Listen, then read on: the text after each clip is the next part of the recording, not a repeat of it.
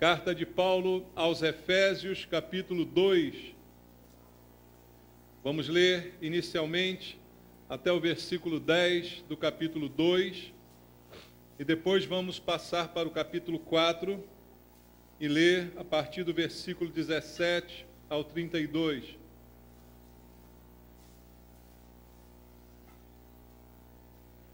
Efésios, capítulo 2, do verso 1 ao 10, a Bíblia diz: Ele vos deu vida, estando vós mortos nos vossos delitos e pecados, nos quais andastes outrora, segundo o curso deste mundo, segundo o príncipe da potestade do ar, do espírito que agora atua nos filhos da desobediência, entre os quais também todos nós andamos outrora, segundo as inclinações da nossa carne, fazendo a vontade da carne e dos pensamentos, e éramos por natureza filhos da ira, como também os demais. Mas Deus, sendo rico em misericórdia, por causa do grande amor com que nos amou, e estando nós mortos em nossos delitos, nos deu vida, juntamente com Cristo, pela graça sois salvos, e juntamente com Ele nos ressuscitou, e nos fez assentar nos lugares celestiais em Cristo Jesus, para mostrar nos séculos vindouros a suprema riqueza da sua graça em bondade para conosco em Cristo Jesus. Porque pela graça sois salvos, mediante a fé, e isto não vem de vós, é dom de Deus, não de obras para que ninguém se glorie, pois fomos feitura dele, criados em Cristo Jesus para boas obras, as quais Deus de antemão preparou para que andássemos nelas. Agora capítulo 4, a partir do versículo número 17. Isto, portanto, digo e no Senhor testifico, que não mais andeis como também andam os gentios, na vaidade dos seus próprios pensamentos, obscurecidos de entendimento, alheios à vida de Deus por causa da ignorância em que vivem, pela dureza do seu coração, os quais, tendo-se tornado insensíveis, se entregaram à dissolução para com avidez cometerem toda sorte de impureza. Mas não foi assim que aprendestes a Cristo, se é que de fato o tendes ouvido, e nele fostes instruídos, segundo é a verdade em Jesus, no sentido de que, quanto ao trato passado, vos despojeis do velho homem, que se corrompe segundo as concupiscências do engano, e vos renoveis no espírito do vosso entendimento, e vos revistais do novo homem, criado segundo Deus em justiça, retidão, procedentes da verdade. Por isso, deixando a mentira, fale cada um a verdade com o seu próximo, porque somos membros uns dos outros. Irai-vos e não pequeis, não se ponha o sol sobre a vossa ira, nem deis lugar ao diabo. Aquele que furtava, não furte mais, antes trabalhe fazendo com as próprias mãos o que é bom, para que tenha com que acudir ao necessitado. Não saia da vossa boca nenhuma palavra torpe, e sim unicamente a que for boa para a edificação, conforme a necessidade, e assim transmita graça aos que ouvem. E não entristeçais o Espírito de Deus, no qual fostes selados para o dia da redenção. Longe de vós toda amargura e cólera e ira e gritaria e blasfêmias e bem assim toda malícia. Antes, sede uns para com os outros benignos, compassivos, perdoando-vos uns aos outros, como também Deus em Cristo vos perdoou. Amém. Pai, de novo estamos na tua casa, ouvindo a tua palavra, com uma necessidade espiritual. Ouvirmos a tua voz, sermos supridos, alimentados pela palavra, que é o verdadeiro alimento que temos para nos sustentar. Por isso te pedimos esta noite, mais uma vez, vem falar conosco, Senhor, porque queremos ouvir a tua voz. Somos tuas ovelhas e conhecemos a voz do bom pastor. E tu nos conheces também, sabes das nossas necessidades. Por isso te peço, fala a cada um de nós, de acordo com a necessidade específica de cada um, para que sejamos curados, sejamos transformados pelo ouvir da tua palavra, Pai. E que a minha vida seja em tuas mãos um instrumento para que, sendo usado pelo Senhor, possa ministrar de acordo com a tua vontade a palavra que o Senhor deseja. Eu te peço isso orando com meus irmãos, em nome de Jesus. Amém. Graças a Deus. Podem sentar, queridos. Amados, o apóstolo Paulo, aqui na carta aos Efésios, logo no capítulo 2, que foi aonde nós começamos a ler, ele nos fala a respeito de salvação. Talvez seja um dos textos mais conhecidos na Bíblia, ilustrando a salvação do pecador. Paulo aqui nos diz praticamente tudo que nós precisamos saber a respeito de salvação. E ele está enfatizando que a salvação não é comprada por nenhum de nós, não é algo que a gente faça por merecer, não é fruto das nossas obras, muito pelo contrário. Ele diz que é por graça, é por fé, e justamente não é por obras para que ninguém se orgulhe disso, para que ninguém se glorie. Então, esse é o conteúdo que Paulo está basicamente nos dizendo aqui no versículo, no capítulo número 2, e logo depois ele continua na carta e ele começa a falar a respeito de santificação. É um pouco parecido com o que eu falei hoje pela manhã à igreja, não sei se você teve a oportunidade de ouvir, se não, você pode ouvir amanhã pela internet. Mas nós falamos essa manhã sobre a Páscoa, sobre como ela se cumpre em Jesus, o sacrifício que de fato perdoou os nossos pecados, que propiciou libertação àquele que crê, não é? Mas vimos também que após a Páscoa, após esse milagre, após essa transformação, vem a Semana dos Pães Asmos. Ou seja, agora, salvo, eu preciso viver uma vida santa. E é exatamente isso que Paulo está ilustrando aqui na sua carta aos Efésios. Primeiro ele fala de salvação e depois ele fala da vida decorrente desta salvação. É o assunto central do que ele está aqui nos dizendo. E para entendermos isto, vamos olhar para o texto com mais detalhes. Primeiramente, no capítulo 2, nos primeiros 3 versículos, Paulo diz assim: Ele nos deu vida, estando vós mortos nos vossos delitos e pecados, nos quais andastes outrora segundo o curso deste mundo, segundo o príncipe da potestade do ar, do espírito que agora atua nos filhos da desobediência, entre os quais também todos nós andamos outrora, segundo as inclinações da nossa carne, fazendo a vontade da carne e dos pensamentos, e éramos por natureza filhos da ira, como também os demais. Primeira coisa que Paulo faz é nos situar em relação à salvação. Ele está situando toda a humanidade em relação à salvação. E está dizendo que todos, sem Cristo, sem Deus, estão mortos. Mortos por causa dos seus delitos, por causa dos seus pecados. E ele diz, aquele que recebeu a Cristo foi salvo por Jesus. Por quê? Ele vos deu vida, como ele diz aqui no primeiro versículo. Você estava morto, mas recebeu vida por causa do que Jesus fez por você. E ele diz que antes nós andávamos nesses pecados, segundo o curso do mundo, segundo o príncipe da potestade do ar.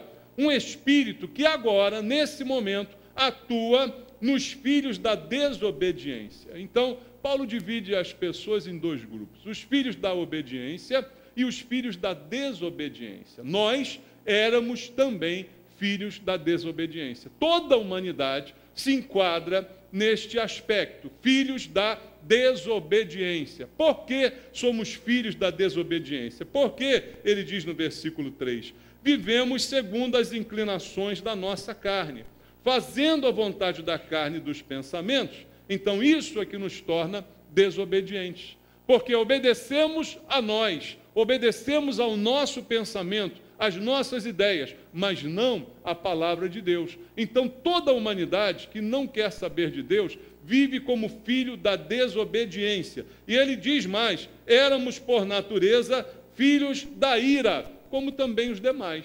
Ou seja, Paulo diz que todas as pessoas são filhos da desobediência, são filhos da ira, portanto, obedecem seus próprios pensamentos, suas próprias vontades, não à vontade de Deus, e por essa razão estão mortos, como mortos nos seus delitos e pecados, embora estejam vivos, não é? Materialmente falando, fisicamente falando, estão vivos, mas espiritualmente falando, estão mortos porque vivem na desobediência. E esse era o caso de todos nós.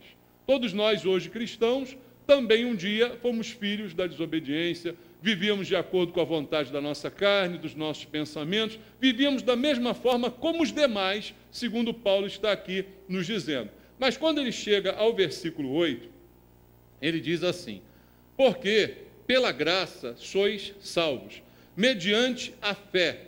E isso não vem de vós, é dom de Deus, é um presente de Deus, não de obras, para que ninguém se glorie, se orgulhe, pois somos feitura dele, ou seja, feitos por Deus, criados em Cristo Jesus, para boas obras, as quais Deus de antemão preparou para que andássemos nelas. Então ele diz: éramos filhos da ira, éramos filhos da desobediência, vivíamos fazendo a própria vontade, mortos em delitos e pecados, mas fomos alcançados pela graça. Um presente que Deus nos deu, que não foi conquistado por nenhum de nós. Foi um presente, um dom e gratuito, não é? Para que ninguém se gloriasse, isso não foi obtido por conquista humana, mas foi dado livremente por Deus, segundo ele diz. A graça de Deus nos alcançou. Isso equivale a dizer que Deus busca salvar o homem. É como Jesus falou a respeito da ovelha perdida, em que o pastor vai atrás dela. Ele disse dele mesmo: eu vim para buscar e salvar o perdido. Então Deus vai atrás do pecador. O pecador se voltou contra Deus, decidiu viver pela sua própria vontade, ser filho da desobediência, mas Deus o busca e o salva, e gratuitamente o cobre com sua graça, é o que diz a palavra do Senhor. Deus, então, busca a conciliação, a reconciliação com esse homem perdido, por isso nós fomos salvos, né? E para ser salvo, o que a Bíblia diz ser necessário? Apenas crer, mediante a fé. Pela graça, mediante a fé. Fé em Deus, crer nele, crer que ele pode me salvar, crer que ele deseja me salvar, por isso me buscou, crer nele e receber esse presente dado por Deus. Isso é a história da salvação contada por Paulo para todas as pessoas. Todo que é salvo ou não vai se enquadrar nisto que Paulo está dizendo. Ou recebe a Cristo pela fé e juntamente a graça de Deus que o reconcilia consigo mesmo, ou permanece filho da desobediência, filho da ira, fazendo a vontade da carne, fazendo a vontade dos pensamentos. Só há essas duas opções, segundo o apóstolo Paulo está aqui nos falando na Bíblia Sagrada. Então Paulo define isso à igreja em Éfeso, fala para eles a respeito da salvação e logo depois começa a falar, então, como deve ser a vida daquele que foi salvo. É interessante que no versículo 10, ele acaba aqui dizendo o seguinte: fomos feitura dele, criados em Cristo Jesus. Para quê? Você foi criado, porque estava morto. Então você ressuscitou com Cristo. Foi criado novamente por Cristo. Mas para que você foi criado? Para boas obras. Embora as obras não te salvem nem conquistem a salvação, você foi salvo e foi criado novamente por Deus para boas obras, as quais Deus de antemão preparou para que você andasse nelas. Veja, as obras não salvam, mas agora salvo, você tem que fazer boas obras. A tua vida tem que ser diferente. Como eu disse de manhã, o fermento tem que sair. E agora você deve produzir um bom fruto, porque é inerente à condição de salvo. Deixou de ser filho da desobediência e passou a ser filho da obediência. Deixou de ser filho da ira e passou a ser filho do amor. Então agora nós temos todas as condições para vivermos de acordo com a vontade de Deus e praticarmos as boas obras que Ele preparou antecipadamente para que fizessem parte da nossa vida. Então, chegamos ao capítulo 4 em Efésios, onde Paulo, então, mais enfaticamente, vai falar aos cristãos, aqueles que são salvos, que não são mais da desobediência, que não são mais filhos da ira, e vai dizer: olha, vocês agora, por causa do que Deus fez por vocês, precisam viver de uma maneira diferente. A vida de um cristão não pode mais ser a mesma. Amém, irmãos? Por isso é chamada nova vida. Por isso fomos chamados de novas criaturas, criados em Cristo Jesus para as boas obras, como diz Paulo. Uma nova vida, uma nova oportunidade de fazer diferente, de não mais obedecer aos pensamentos, à vontade da carne, mas agora obedecer a Deus. Então, o que se espera de um salvo? É que ele viva como salvo. É unicamente isso que se espera. E o que Paulo vai falar aqui? Exatamente enfatizar isso. E como vive um salvo?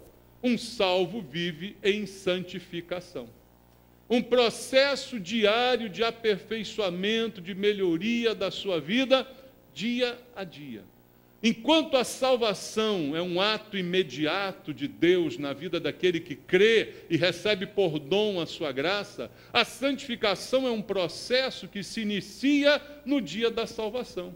E continuamos aperfeiçoando a nossa vida a cada dia. Então, Paulo diz que o natural agora para aquele que é salvo é fazer a vontade de Deus. O natural para aquele que está morto em delitos e pecados é continuar nos seus delitos e pecados, é continuar desobedecendo, é continuar obedecendo sua mente e sua vontade. Mas o natural para aquele que foi salvo, agora é viver uma vida de obediência a Deus. Então não há mistério com relação à santificação. O que é algo natural do novo nascimento, algo natural na vida daquele que realmente foi convertido por Deus pela sua graça, não é? Então Paulo começa a nos falar e a nos exortar a encarar essa realidade. Se eu sou salvo, eu tenho que viver como um salvo. Eu não posso me conformar em ser salvo e viver como um não salvo, como um filho da desobediência. Então, o texto que vem a seguir é uma exortação de Paulo, simplesmente para que a gente viva uma vida compatível com a nossa nova condição. Você tem uma nova condição. Não é mais um defunto ambulante. Você está vivo porque Cristo te deu vida. E uma vida para ser bem vivida na presença de Deus. Então ele vai apenas nos lembrar, nos exortar a respeito dessas coisas. Então, no capítulo 4, versículo 17, ele diz: isto, portanto, digo e no Senhor testifico. Olha o que ele diz: que não mais andeis como também andam os gentios. Quem são os gentios? Os que não conhecem a Deus. Os que continuam mortos nos seus delitos e pecados. Os que são filhos da desobediência e da ira. Aqueles que obedecem à vaidade dos seus pensamentos e às suas vontades. Ele diz: agora, você não pode andar mais como andam os gentios. Como eles andam? Na vaidade dos seus próprios pensamentos, obedecendo suas próprias ideias a respeito da vida. Você, que é cristão, não pode mais andar como também andam os gentios. E eles estão, versículo 18, obscurecidos de entendimento, alheios à vida de Deus, porque estão mortos, por causa da ignorância em que vivem, pela dureza do seu coração, que se recusou a crer em Deus, se recusou a obedecer ao Evangelho, recusou o presente gratuito que Deus estava dando, a salvação pela graça. Então estes, tendo se tornado insensíveis, se entregaram à dissolução para com avidez, com vontade, cometerem toda sorte de impureza. Paulo descreve como é a vida que eu e você tínhamos antes de Cristo. Como é a vida dos gentios, dos filhos da desobediência, dos filhos da ira. Vivemos ávidos pelo erro, desejosos do pecado, desejosos da lama. Assim vivem os gentios. Mas Paulo diz: você não pode viver mais como andam os gentios. Você não pode mais viver dessa maneira. Você não pode mais viver com esse pensamento obscurecido, com essa mente confusa, para continuar cometendo toda sorte de impureza. A sua vida precisa ser diferente. Você não pode andar como antes, porque antes você era morto. Você quer voltar à morte? Você quer voltar à prisão? Você quer voltar à escravidão? Lembra do texto de manhã? Páscoa, passagem, libertação, saída do Egito, saída da prisão, saída da escravidão para a liberdade. Jesus conquistou isso com o sangue, o Cordeiro de Deus que tira o pecado do mundo, deu seu sangue, o sangue dele está sobre a nossa vida, nos livrando da morte, nos livrando do anjo da morte, nos livrando do destruidor. Está ele sobre nós, o seu sangue, porque eu trouxe esse sangue, eu aceitei, eu recebi, eu quis. Agora eu não posso mais voltar para a prisão, não posso mais voltar para o Egito, não posso mais voltar para a escravidão. Eu estou vivo, não posso mais viver como morto. Paulo simplesmente diz isso aqui no início desses versículos que a gente acabou de ler. Então, já que a graça um dia me alcançou quando eu criei na mensagem do Evangelho, e eu conheci uma mensagem, aprendi de Cristo, a minha vida tem que ser outra. Ele continua no versículo 20 dizendo: mas não foi assim que aprendestes a Cristo. E aí ele questiona, se é que de fato o tendes ouvido e nele fostes instruídos, segundo é a verdade em Jesus. Paulo diz, olha, se isso é verdade, se você é salvo, você aprendeu isso com Jesus. Mas ele coloca, se é na verdade que você é salvo, né? Aí Paulo coloca em dúvida, será que você realmente é salvo? Ou será que você está apenas com a capa de salvo e doido para voltar para o mundo, doido para cair na gandaia? Como é que é a sua vida? Qual o seu valor? Qual a obediência agora? À sua vontade, aos seus pensamentos, aos seus desejos ou à vontade de Deus? Ele pergunta, se é que você aprendeu alguma coisa de Cristo, se é que de fato você por ele foi instruído, segundo é a verdade em Jesus. Eu citei de manhã, conhecereis a verdade e a verdade vos libertará. Mas se a pessoa não conhecer de fato a verdade, ela continua presa. Embora ela possa botar uma roupa de crente, embora ela possa ser contida de alguma forma pela igreja, é como se ela tivesse numa camisa de força. Se arrebentar aquela camisa, meu irmão, sai de baixo. Ela vai fazer tudo o que ela quer, tudo que a sua carne deseja, tudo que seus pensamentos intencionam fazer.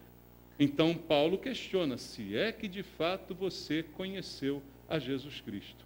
Porque às vezes, pelas suas decisões, pelas suas vontades, pelas suas escolhas, a sua decisão por Cristo se torna questionável, segundo diz aqui o apóstolo Paulo. Então, nós queremos ser instruídos, precisamos ser e devemos buscar. Por isso, tem igreja, por isso tem pregação, por isso tem escola bíblica, para instrução na verdade. Para que essa instrução na verdade nos liberte de todos os enganos, dos erros, que essa verdade venha sendo sedimentada na nossa vida. A verdade que recebemos e que nos liberta. Por isso a importância, a gente bate tanto nessa tecla, de você vir aos cultos, de você ouvir a palavra. A fé vem pelo ouvir. E lembra que a salvação é pela fé? Lembra do Efésios 2? A fé vem pelo ouvir, ouvir da pregação, diz a Bíblia.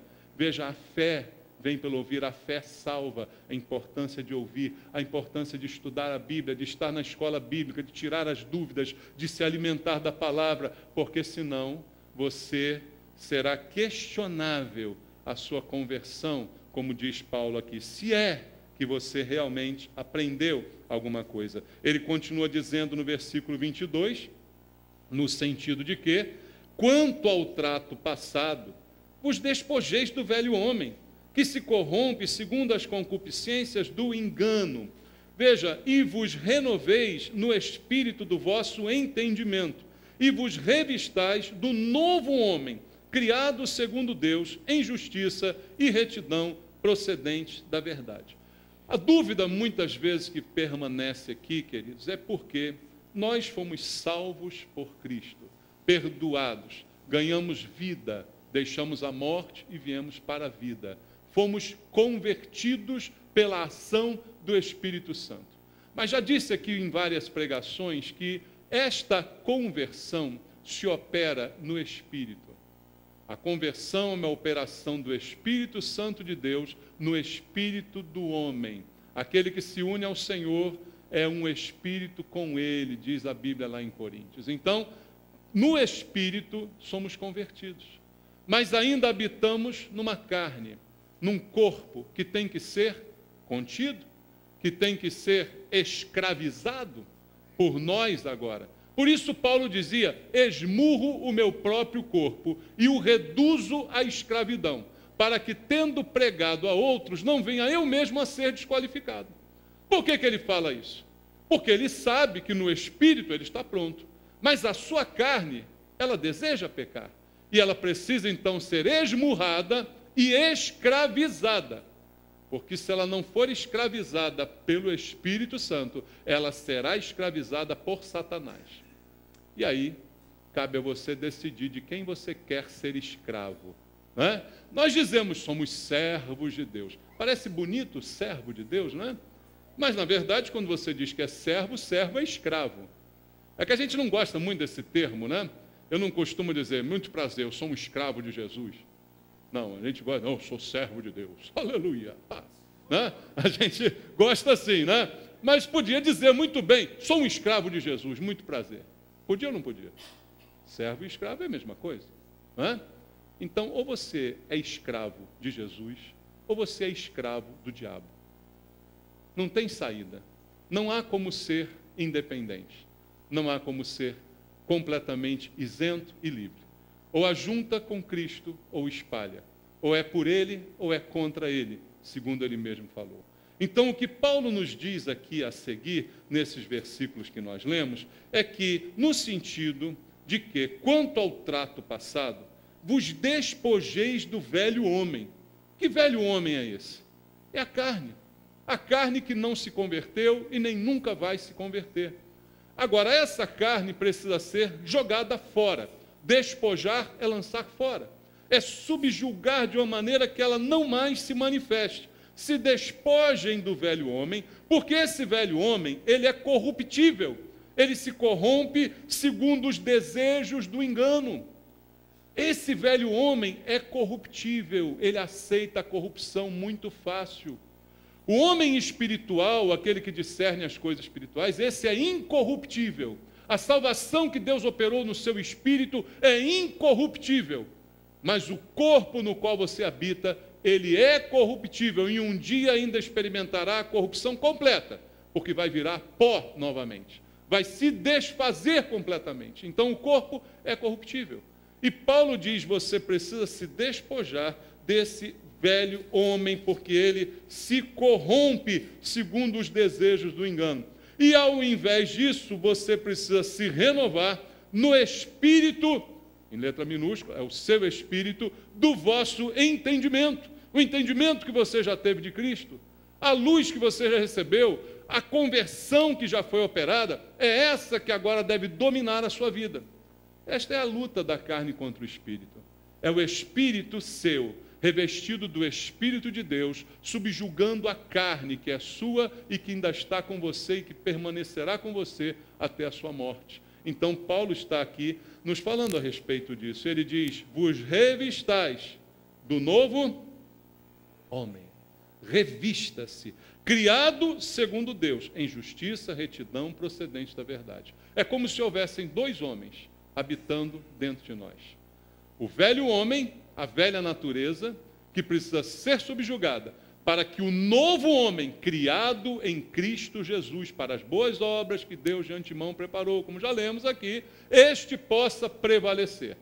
Ou prevalece o novo, ou prevalece o velho. Os dois juntos não vão prevalecer, entende isso? Os dois juntos não vão mandar. Um manda e o outro é subjugado, ou ao contrário. A pergunta é, quem está mandando na vida da gente? É o velho homem, que já devia ter sido despojado, ou é o novo homem renovado pelo Espírito de Deus? Quem está mandando nas nossas decisões? Quem está mandando nas nossas vontades, nos nossos desejos? É o engano? Ou são as coisas boas que Deus preparou para nós quem está no comando da nossa vida. O velho homem ou o novo homem? Paulo aqui nos exorta a que o novo homem esteja no comando. O novo homem que nasceu em nós através dessa ressurreição de Jesus Cristo, que deve se renovar na medida em que crescemos no conhecimento da verdade, como ele diz no verso 23, vos renoveis no espírito do vosso entendimento. Conhecereis a verdade vos libertará.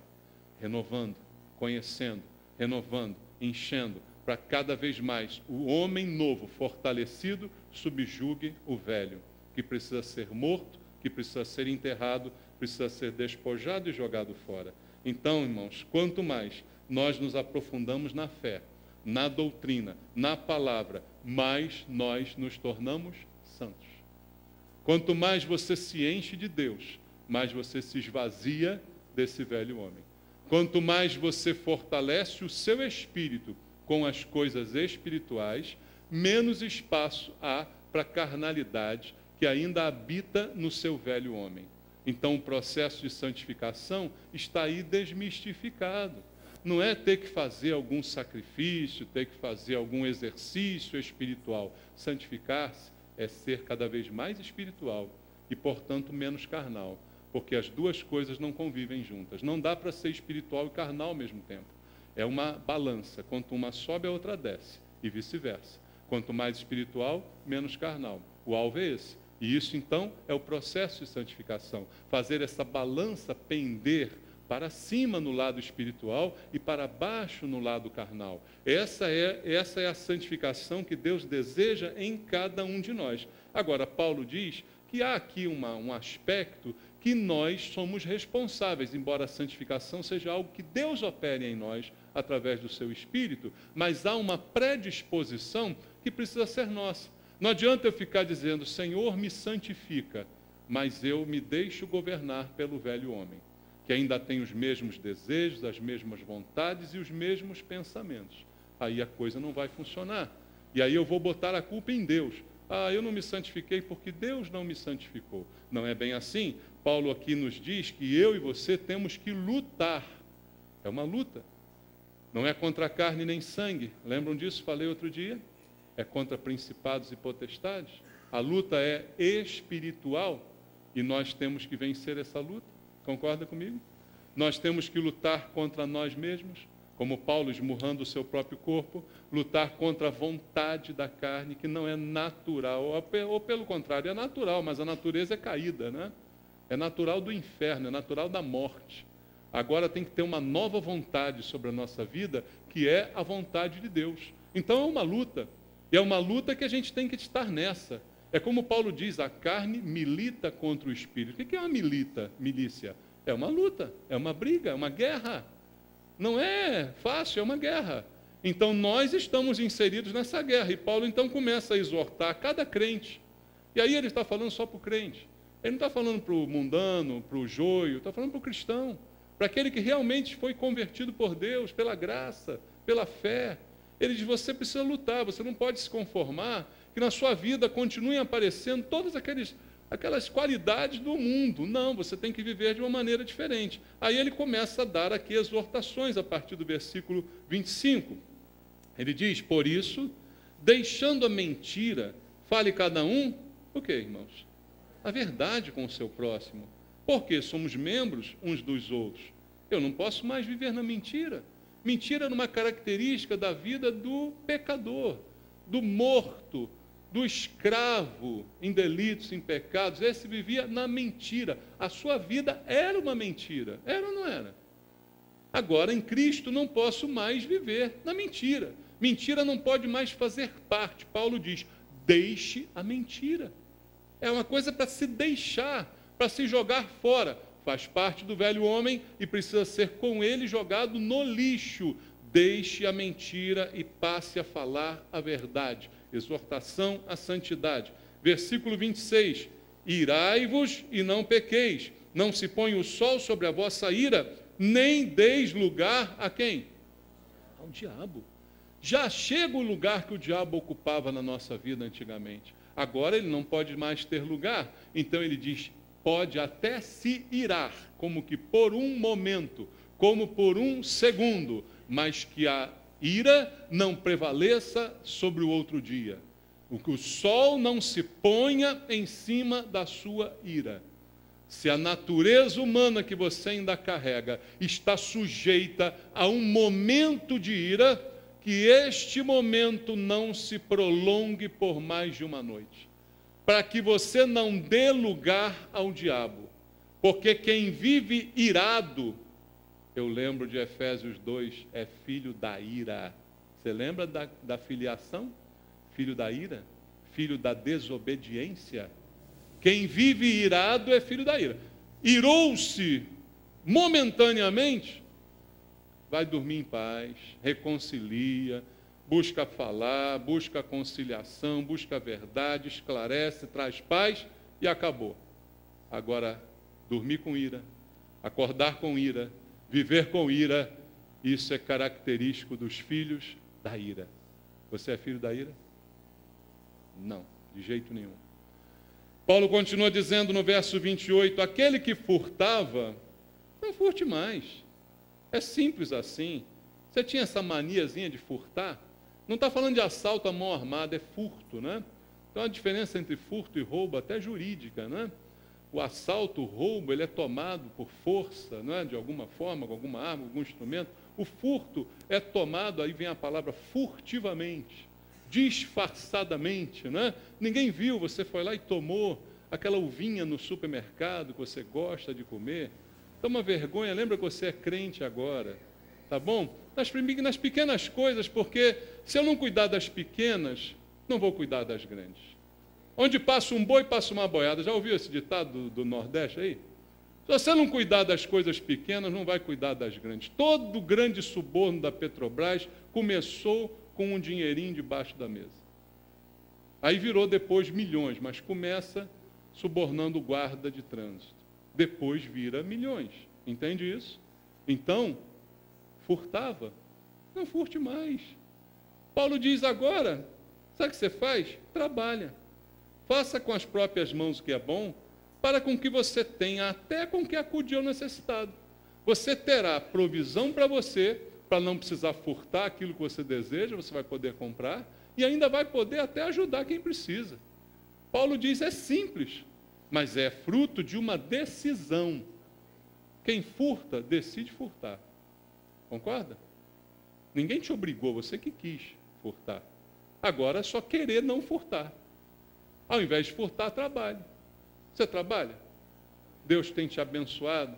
Deus tem te dado o pão de cada dia? Então, compre a uva. Amém? Coma depois do caixa. Amém? Mais fácil? É ou não é? Espera passar o caixa. Eu dou até esse conselho, espera passar o caixa para não cair na tentação. Aí eu começo a comer, quando chegar no caixa eu mostro a etiqueta. Pode ser que você perca a etiqueta. Eu abro o biscoito, dou para a criança, quando chegar lá, pode ser que você perca, a criança jogue fora. A criança espera, dê um tapa nela, ela espera. Ela espera, sim. Crie seus filhos na disciplina do Senhor, porque se não souber esperar um biscoito, não vai saber esperar nada da vida, um dia vai estar roubando a mão armada, porque não sabe esperar. Entendeu isso?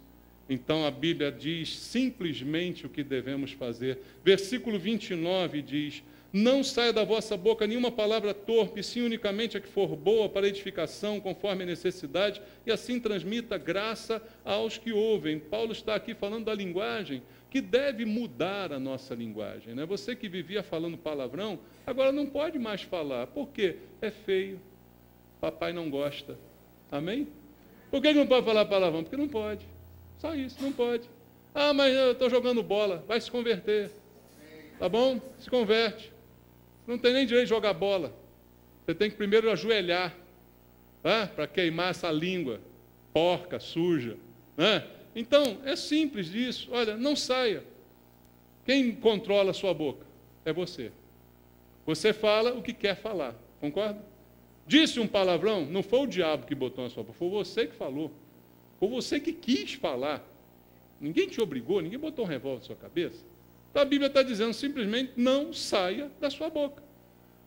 E aí, ao contrário, substitua Substitua por palavras boas, que sejam boas para edificação, que transmitam graça àqueles que ouvem. Então, irmãos, é simples. É simples o que Deus requer de nós, mas requer luta. Requer luta ou não? Eu, antes de me converter, eu falava uns 11 palavrões cada 10 palavras. Então, é uma coisa que tem que mudar, não tem? Ou não? Tem que mudar. Então, tem que ser uma luta. Não é? A carne não pode prevalecer. O que eu gostava de fazer, não posso mais fazer. Eu falava palavrão por prazer. Às vezes eu ficava falando palavrão sozinho, olhando para o teto, olhando no espelho, rindo, falava. É maluco, eu era louco mesmo, pode crer. Então, alguém se identificou com isso aí? Mas era assim que funcionava, mas não pode mais funcionar assim, concorda? Não pode mais funcionar assim. Tem que funcionar diferente a partir de agora, não é? Versículo 31, longe de vós toda amargura, cólera, ira, gritaria, blasfêmia, e assim também toda malícia. Tudo isso é resumido por Paulo aqui. Todas essas coisas não podem fazer parte da minha vida.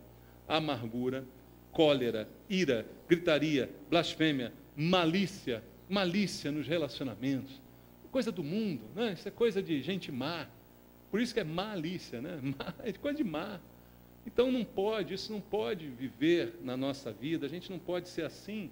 E por quê? Paulo nos dá aqui um exemplo e um motivo muito bom para isso. Não é porque você vai para o inferno, não.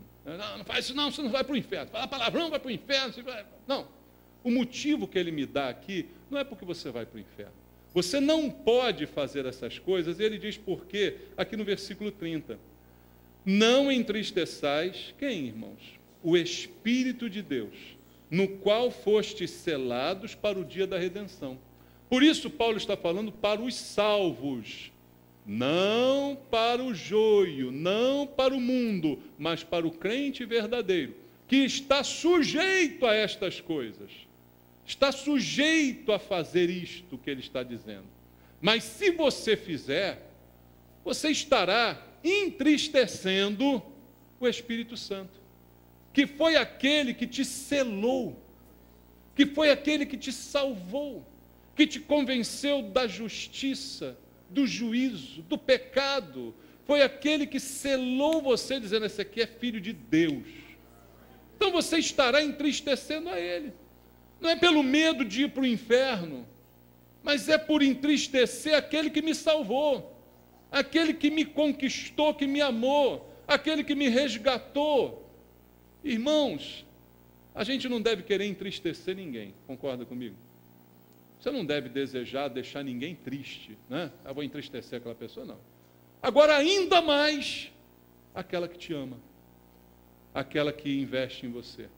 E às vezes, nós entristecemos mais aqueles que nos amam, porque são aqueles que estão mais perto da gente. E a gente acaba entristecendo, né? E é o que Paulo diz aqui. O Espírito Santo é o que está mais perto de você, sabia? Porque ele está dentro de você. E quando você faz essas coisas, você está entristecendo aquele que mais te ama e que mais perto está de você. O motivo para a santificação não é ir ou não para o céu, mas é não entristecer o Espírito Santo. Os teus desejos têm que mudar. Não é porque você vai ou não para o céu, mas porque ele investiu em você. E agora a sua vida tem que ser diferente. É simples assim. E é disso que ele está aqui falando. Não entristeça o Espírito Santo. E por tabela, no versículo 32, ele diz: antes, sede uns para com os outros benignos, compassivos, perdoando-vos uns aos outros, como também Deus em Cristo vos perdoou. Não entristeça o Espírito Santo e não entristeça o seu irmão. Assim deve ser a vida do cristão depois da salvação. Essa é a semana dos pães asmos que eu falei de manhã. É tirar o fermento da nossa vida, é viver diferente, é buscar esse esforço para que essas coisas não se manifestem, para que a gente não termine por entristecer aquele que mais investiu na gente, aquele que mais nos ama e que cuida de nós. Então, queridos, que a gente se entregue à santificação que Deus deseja para nós. Pensa nisso. Você que é salvo, pensa nisso. Ou então eu vou dizer para você o que Paulo disse: se é que você é salvo, se é que você realmente conheceu a verdade, porque senão, muita gente pode estar na igreja sem ser salvo, muita gente pode se batizar sem ser salvo, muita gente pode ter até cargo na igreja e não ser salvo, mas se você aprendeu a verdade e é salvo, a tua vida tem que ser diferente. A gente precisa lutar contra o engano, lutar contra o desejo da carne, lutar contra os pensamentos. Teus pensamentos te enganam, teus desejos te enganam. Está começando a desejar coisa que não é de Deus? Cuidado, isso é um sinal de alerta na sua vida. Você está entristecendo o Espírito Santo, no qual você foi selado para a redenção. Volte ao primeiro amor, volte à prática das primeiras obras. Agora que é salvo, viva como salvo. E vida de salvo é vida de santificação, melhoria a cada dia. O que fazia, não faço mais. Cada dia que passa, vou deixando alguma coisa de lado e vou tomando outras melhores para a minha vida. Isso é a santificação que Deus deseja para cada um de nós. Amém? Vamos orar? Eu quero orar com você. Quero pedir a Deus pela sua vida. Você que está em luta com tentações, em luta com vontades da carne, em luta com pensamentos e tem a tentação de obedecer a eles, Deus está te dizendo essa noite: ouça a palavra de Deus, obedeça ao Espírito da verdade, não ao do engano. Livre-se do engano, mas a escolha é sua. Você escolhe o que você quer fazer da sua vida. Deus te aponta o caminho, Deus te aponta a bênção, mas você pode escolher a maldição. A decisão é sua. Volte-se para Deus, e Deus se compadecerá de você e te abençoará. Pai, eu quero orar com meus irmãos essa noite. Ouvimos Tua palavra, estamos iniciando um novo ano. É tempo de mudança, Pai. Se queremos um ano diferente, precisamos fazer diferente. O ano não será diferente por sorte. Nós é que precisamos construí-lo de maneira diferente, com comportamentos diferentes, com mudanças de atitude em nossas vidas, Senhor. Ó Deus, ajuda meus irmãos esta noite. Aqueles que querem realmente um ano novo, ajuda-os, Senhor, a mudar o comportamento, ajuda a mudar os pensamentos, que os pensamentos nossos sejam os pensamentos do Senhor, que a nossa mente seja submissa à Tua vontade, e se preciso for, que venhamos a esmurrar o nosso próprio corpo, para reduzi-lo à escravidão ao Senhor, porque é melhor ser escravo do Senhor do que escravo de Satanás. Livra meus irmãos essa noite, eu te peço a Deus, e que a nossa vida seja uma vida de santificação, dia a dia, cada dia melhor, cada dia um pouco mais. É o que eu peço a Deus, abençoando meus irmãos, as famílias da igreja, em nome de Jesus. Amém.